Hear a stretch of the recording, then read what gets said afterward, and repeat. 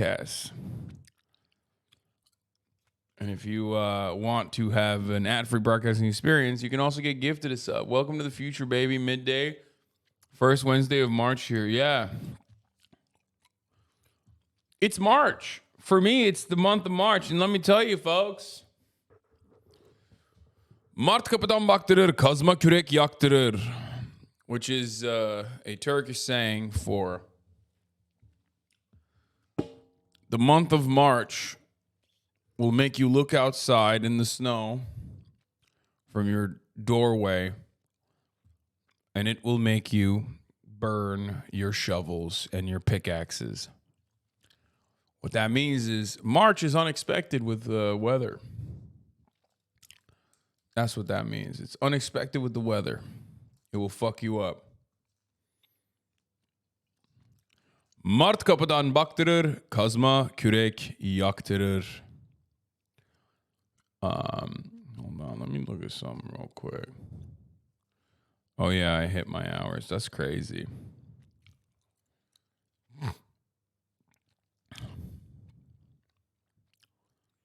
This past month, I didn't think I was going to hit them, but I did hit my hours.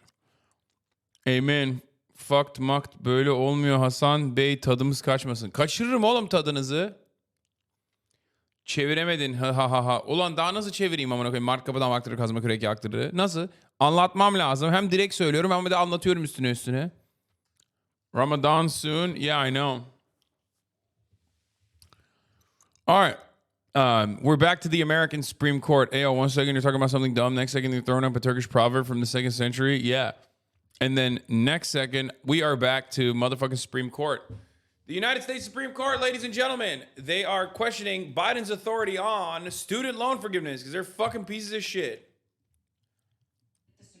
The Supreme Court hearing arguments today on President Biden's plan to forgive nearly $500 billion in federal student loan debt. A group of Republican-led states are suing the Biden administration over the plan, saying it's expensive and unfair and an abuse of power.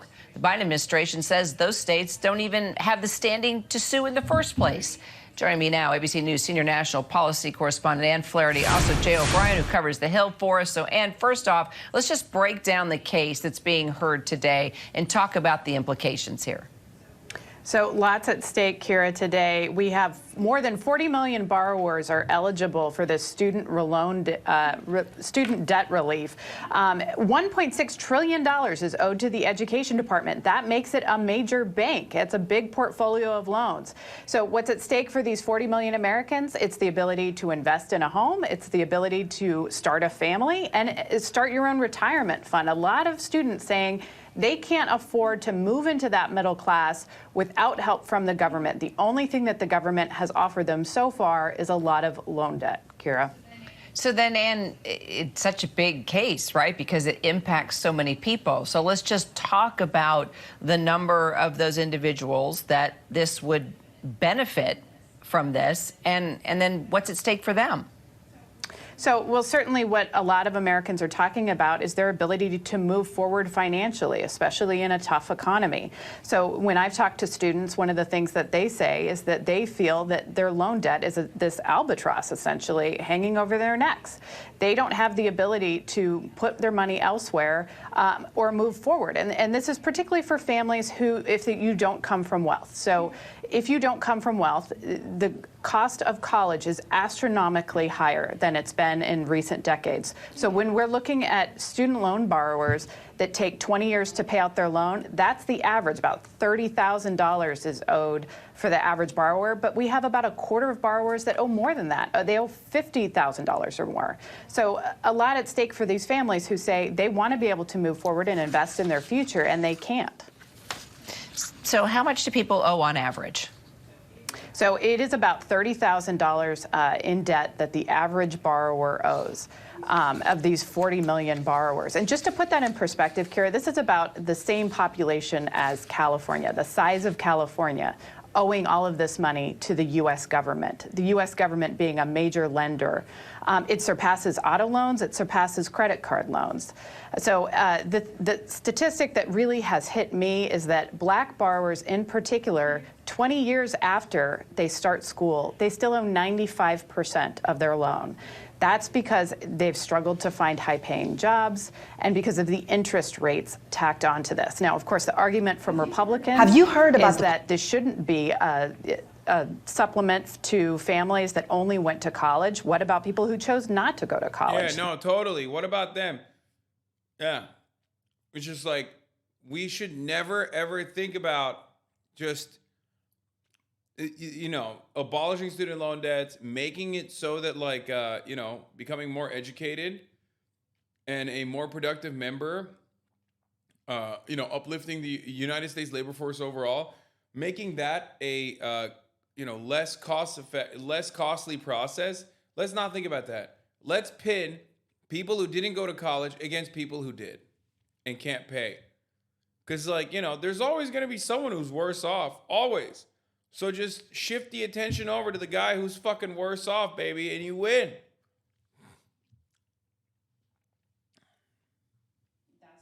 That's their argument against this. Yeah, the interest rates are a killer. Boy, you're taking me back to the 80s and how it took me a really long time to pay off those loans that I had. And Jay, you were at the Supreme Court as well this morning. Tell me what people were telling you, especially those former students that are carrying this kind of debt.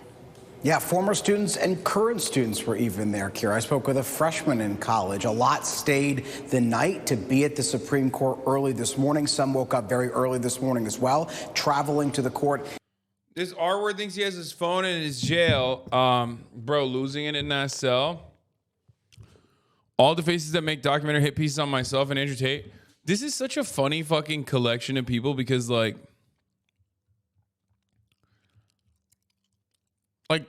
there's some handsome lads in here. Like, I don't get it.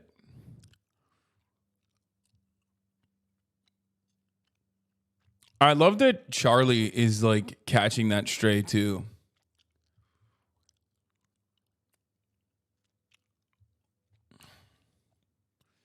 L hair arc.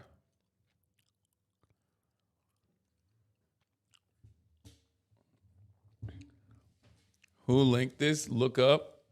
That's a funny emote. Anyway, I just don't understand it. Sneeko calling people soy while getting cooked by his girlfriend. Yeah, it's just weird. It's weird. That's my brother-in-law. His exact argument was, I didn't get the opportunity, so they shouldn't get their loans forgiven. I said, cool, so tens of millions of Americans shouldn't get help because you're petty. Yeah. Bro, Americans are so funny. They're vice signaling. Again, it's just like, they're literally saying, I'm petty, and that should be policy. Like, shut the fuck up, dude. Shut up. Shut up. No one is out there being like, oh, wow, I can't believe they found a cure for cancer. Well, guess what? I died. That's such a dumb. My mom died of cancer, so you guys shouldn't get the cancer cure either. I died of cancer. No one should have cancer medication.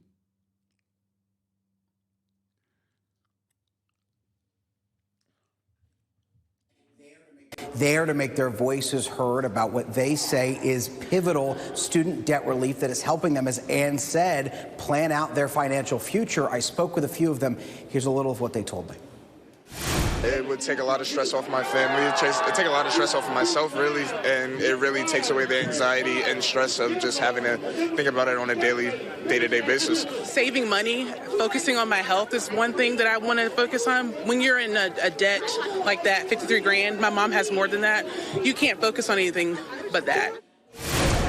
But the other people we spoke to there are lawmakers, are members of Congress, and we asked, if this gets overturned, what does Congress do from here? We talked to Ayanna Pressley, Democrat of Massachusetts. She said she wants the Biden administration to take some kind of other executive action if the Supreme Court were to overturn this. She didn't specify what that would be, and also, of course, she said that she's optimistic the court won't overturn this. We also spoke with Republicans who said, look, they believe, as Ann laid out, that this is an illegal executive action on behalf of the president. And they told us that these borrowers, they believe, made this. Bro, it's fucking insane. It's actually crazy that, like, they're blocking this, claiming it's illegal when it's not, but they're blocking this at the behest of, like, they try blocking it at the behest of, like, the Arkansas banks and shit. Like, God, I hate how fucking annoying and awful and evil, like comically evil, the Republican Party is. But I also despise the incompetence of the Democratic Party, who doesn't just like take this and turn around and go, hey, look at this shit, man. Look at how fucking unacceptable this shit is. Look at how awful this is. Look at what the Republicans are doing. Like, they should be just screaming this from the mountaintops. Like, Republicans make major, like, pivotal political moments out of innocuous shit that the Democrats do that they truly grossly extend to unimaginable lengths, where they will turn around and be like, oh, this Democrat came to Ohio, but he yawned while he was in Ohio, which, by the way, is a real thing. I'm not even kidding. That's a real thing that Tucker Carlson actually fucking covered. You know what I mean? A real thing that Tucker Carlson unironically covered. He was like, oh, yeah, he's yawning on the plane. It's like, bro, what do you mean? Like, what? Yeah, I mean, Pete Buttigieg sucks. But, like, who gives a fuck that he was yawning?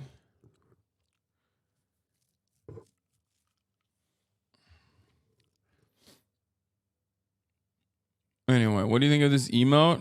Fridge? Love it. Agreement and therefore need to pay it back. And that's notable because, look, if there were not anything future out of the Obama administration for student debt relief, if this were to get overturned by the courts, there would have to be some kind of law through Congress in theory, and Republicans control the House, and Republicans strongly against this, Kira. And Jay, you know, this was one of President Biden's campaign promises, right? So what are lawmakers on Capitol Hill telling you, especially those who represent some of these states that are behind the lawsuits?